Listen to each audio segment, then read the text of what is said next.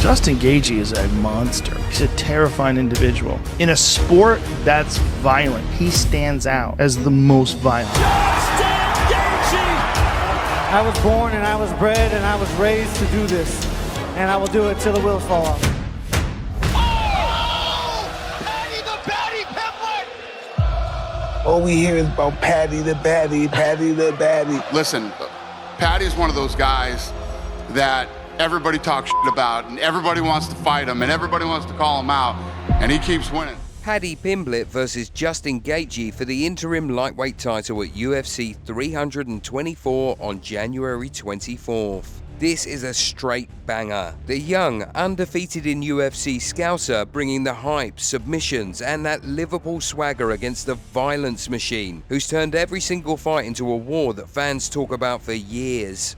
Lightweight stalled with the champ out, so Dana White and the matchmakers threw this absolute monster of a matchup together to crown an interim king and keep the division hot. Winner grabs that interim strap and lines up a unification bout later, probably mid-year or during International Fight Week if everything aligns. Paddy's been manifesting big fights forever, calling Gaethje washed old man legs in interviews and saying it'll ragdoll him quick. Justin saying this is his last real swing at undisputed gold before maybe hanging him up, firing back that Paddy's never felt real pain like what he's bringing. Clash of pressures and youth versus experience. Guaranteed chaos in the cage. We're going deep today, how they got here, full records, key wins with details, strengths and weaknesses broken down, stats that matter, trash talk that's heating up, round by round possibilities, and why this could still fight of the year early in 2026. Drop a like if you're already picking a side and subscribe for more breakdowns like this. Paddy the Baddie Pimblett, 30 years old, Liverpool representative, 23-3 overall pro record, flawless 7-0 in the UFC with 5 finishes and a string of performance bonuses that show he's not just talk. Dude exploded from being the Cage Warriors champ to a UFC star with his larger-than-life personality. But his skills have caught up huge in the last couple of years, especially in 2025. His early UFC run was all about establishing that ground game. He debuted with a quick rear naked choke on Jordan Leavitt that had fans buzzing about his BJJ. Things changed when he faced Bobby King Green in 2024 and locked in a first-round triangle choke that put Green to sleep cold. That win shot him up the ranks and proved that he could finish elite strikers. Followed it with solid wins over legends like Tony Ferguson, where he survived some wild exchanges and ground and pounded to a decision, and Renato Moicano, showing improved stand-up. And next, I want easy money. Paddy Pimblett, easy money. But the massive leap came in April 2025 at UFC 314 co-main event. Faced Michael Chandler, the former Bellator champ known for his explosive power and wrestling. Paddy weathered an early storm where Chandler landed bombs, but improved defense kept him in it. Then he rocked Chandler with a counter combo, got the takedown, transitioned to mount, and unloaded vicious elbows for the third round TKO.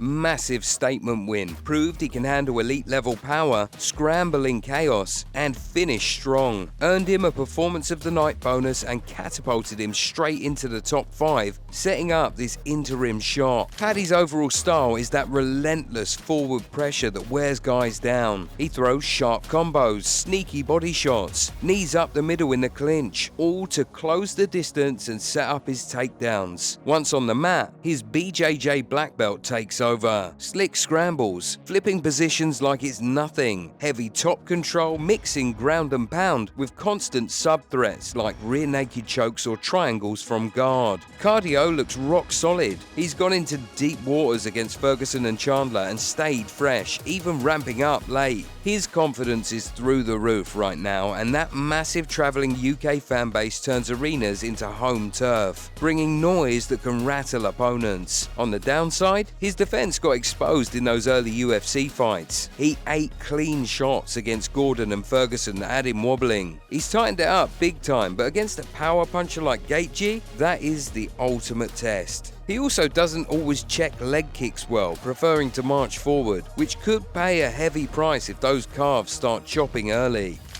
Now, let's switch to Justin the Highlight Gaethje. The 37-year-old American warrior out of Colorado, 26-5 pro record, former interim lightweight champ, beat Tony Ferguson in a bloodbath back in 2020, BMF title holder, bonus machine with multiple post-fight awards in the UFC, the most violent dude walking the planet. His standout performance of the year came in March at UFC 313, a unanimous decision rematch over Rafael Fiziev. Gaethje chopped Fiziev's lead leg relentlessly with those signature calf kicks, turning him into a one-legged fighter by the later rounds and outlasting him in a classic war. That win kept him in the top mix after the tough KO loss to Max Holloway at UFC 300 in 2024, where Max landed that iconic last-second buzzer beater. Backtracking his hot streak before that, the iconic head kick KO on Dustin Poirier for the BMF belt in their rematch. Absolute wars with Michael Chandler, 5-round banger where he stuffed takedowns and outstruck Tony Ferguson, dismantled him for the interim, and even earlier gems like the Eddie Alvarez fight. Gaethje thrives in bloodbaths, turning fights into highlight reels every time. Gaethje's arsenal is built for destruction, that non-stop forward pressure like a freight train, but with those low calf kicks as absolute weapons that destroy mobility and set up everything else. Heavy hooks, vicious uppercuts in tight pockets, and a wrestling base from his All-American days to stuff most takedowns and explode back to his feet quickly. Chin like granite. 8 bombs from the best and kept coming. Never been submitted in the UFC. Always finds a way to make it ugly.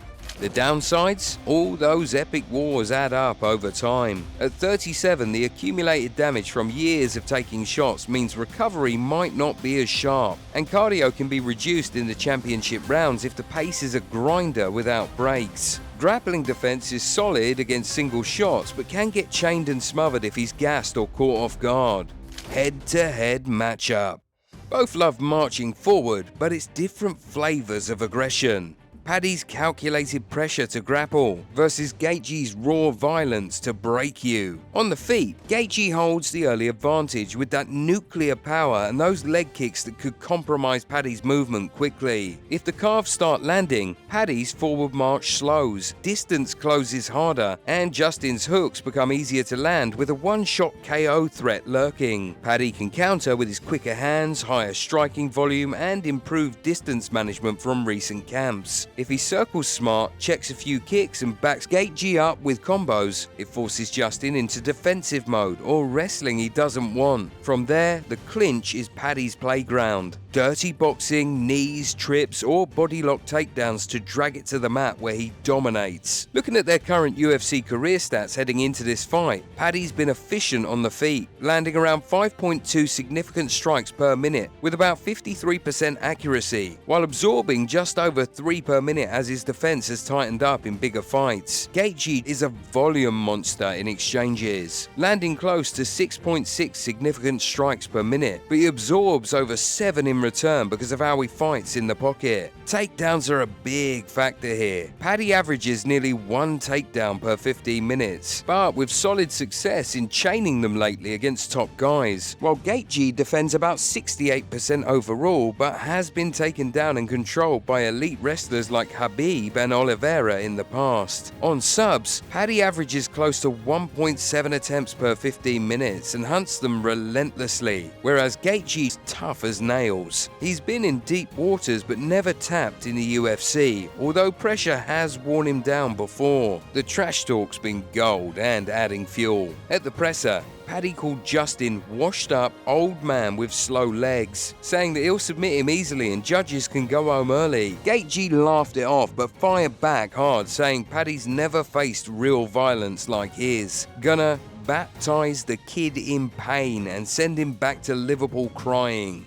Fan reactions are split. UK side hyping Paddy's youth, US fans backing Gaethje's experience. How the fight could play out round by round. Round 1 starts tentatively but explodes quickly. Gaethje testing with leg kicks, Paddy pushing forward with jabs to close. Justin lands a big hook, wobbles Paddy early, or Paddy ducks under and clinches. Round 2.